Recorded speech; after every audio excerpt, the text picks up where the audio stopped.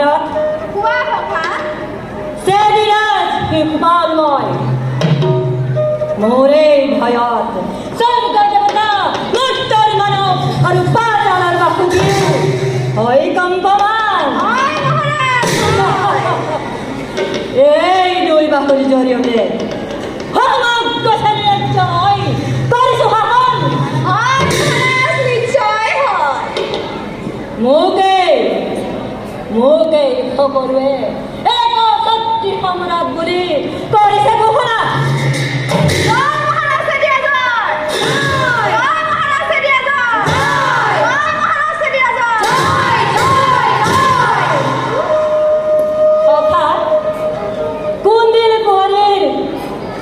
পাতিছে স্বয়ম্বৰ অতি আনন্দৰ কথা সখা তুমিও কিন্তু মোৰ লগত যাব লাগিব কথা আৰু আনন্দৰ কথা সখা সেই দেৱৰ কিনাৰতে গৈ বুঢ়া ৰজা ভীষ্মকক লোকবিনেশ কৈছে কি কৈছিল সখা ৰুক্মিণীৰ বিয়া হ'ব সেই গৰখীয়া কৃষ্ণৰ লগত কি কৰা গৰখীয়া ল'ৰা সেই কৃষ্ণৰ লগত গৰখীয়া ল'ৰা সেই কৃষ্ণৰ লগত হীননীয়কে প্ৰস্তাৱত বন্ধু মোৰ ৰূপবিৰে কৰিবলৈ ঘাট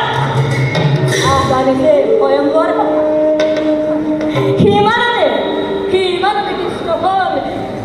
দূৰতে বিদুৰ মাতিছে গোপনে মোক প্ৰধানী পত্ৰিকা কি লিখিছে জানা কথা কি লিখিছে সখা কি লিখিছে জানা আহা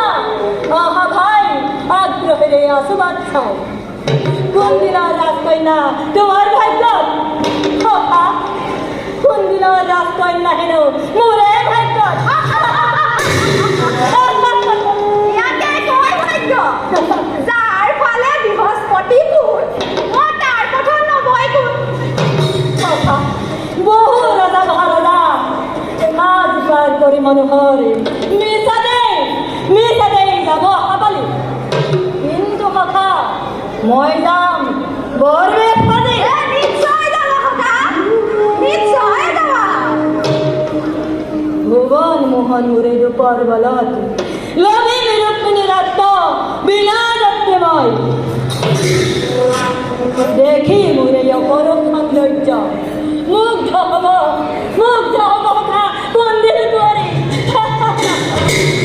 মোৰে মুগ্ধ হ'বৰ মন গৈছে সখা এই গোকুলত শ্ৰীকৃষ্ণই 16 গোপিনী পাতলীয়া কৰিছিল আৰু কুন্দিলা নামৰ মহাৰাজ চেদিৰাজে 2 16 32 কুন্দিলা নামি মতলীয়া নকৰি বেৰে কৃষ্ণচন্দ্ৰ তোমাৰ লগত এইবাৰ শনি আৰু আমাৰ মহাৰাজাৰ একাদশত বৃহস্পতি নলবা কৃষ্ণৰ নাম অতি নিজ সেই কৃষ্ণ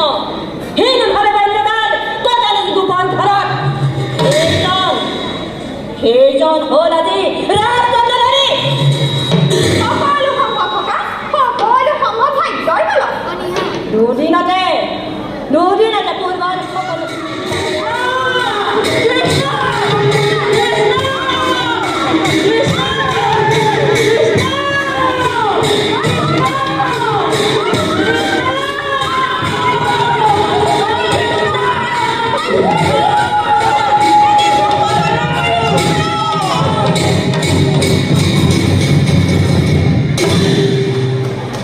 মাৰ্জনা কৰিবা সফল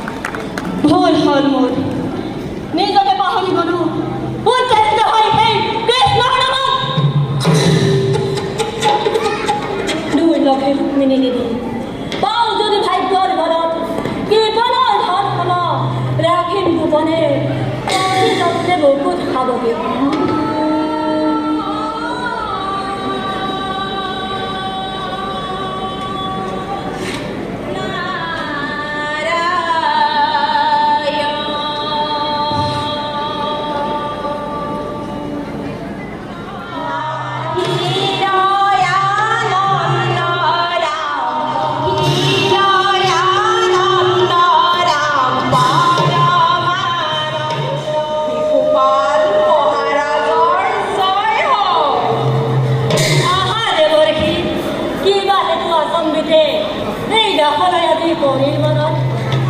পথ সহিত গোপাল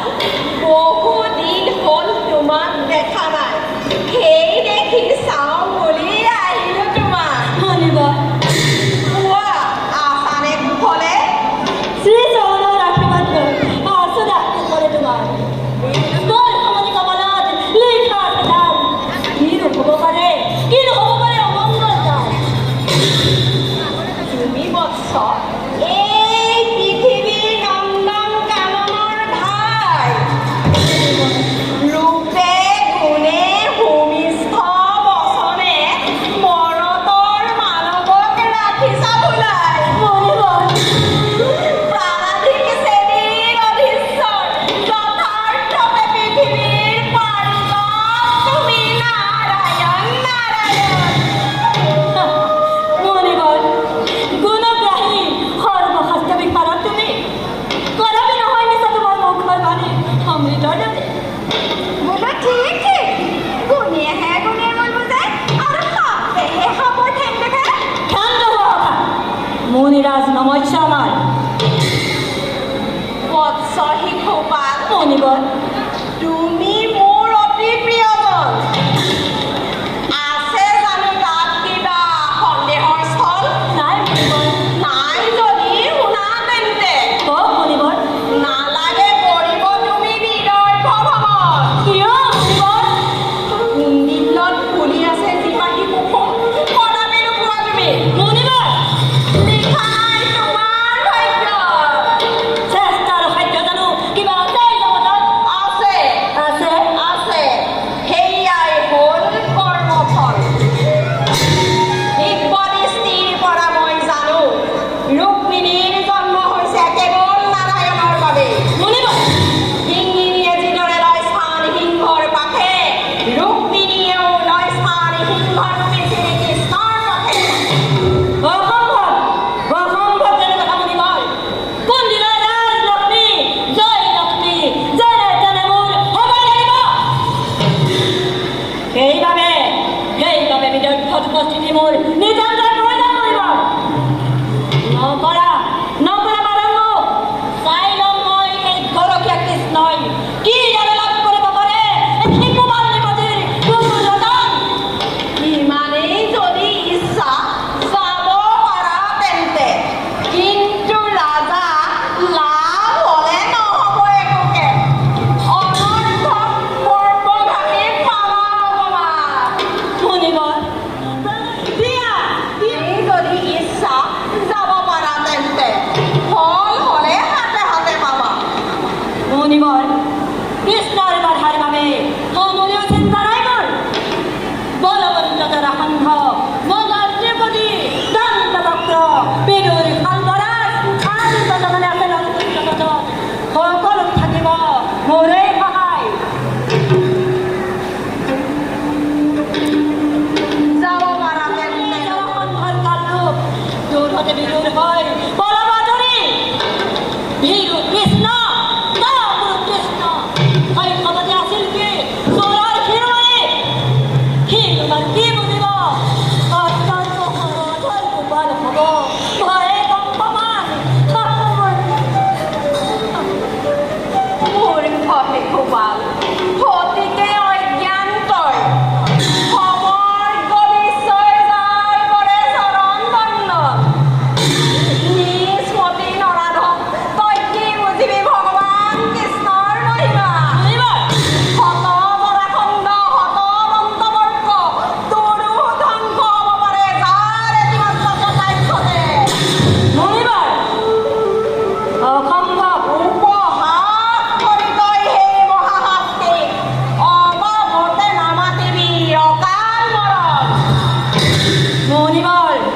নকৰিবা ভয় সিংহৰ সন্তান মই কিবা ভয় সেই শ্বৰ কৃষ্ণ নিৰ্ভুল শিশুপাল অতিকে অজ্ঞান তই নিজৰ কল্যাণ পৰিত্যাগ কৰা ৰুক্মিণী দেৱী মনিবৰ কদাপি নাযাবি তই স্বয়ম্বৰ সভালৈ অসম্ভৱ তেনে কথা মনিবৰ ৰুক্মিণীয়ে ধ্যান মোৰ ৰুক্মিণীয়ে জ্ঞান নিশ্চয় লাগিব মোক ৰুক্মিণী ৰতন সেইবাবে হ'লে প্ৰয়োজন শ্ৰীমন্তৰে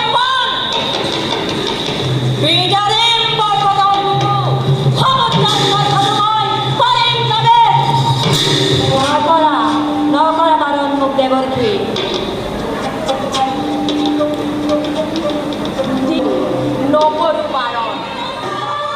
পৰমা দেৱতা জানিয়া লৈও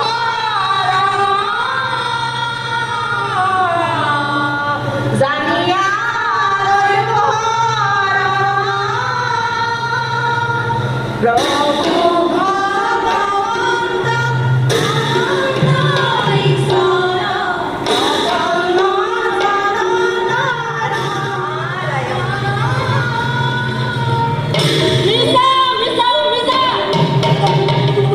ভগৱন্ত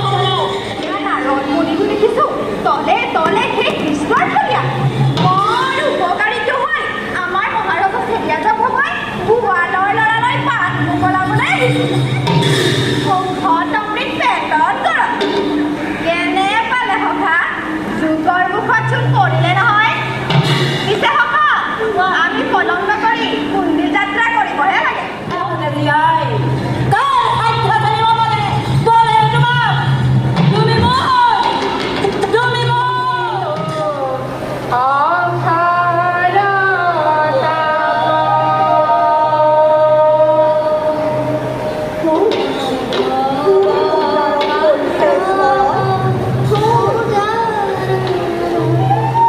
প্ৰভু কুন্দিলৰ দৰিদ্ৰ ব্ৰাহ্মণময় ৰুক্মিণীটোৰ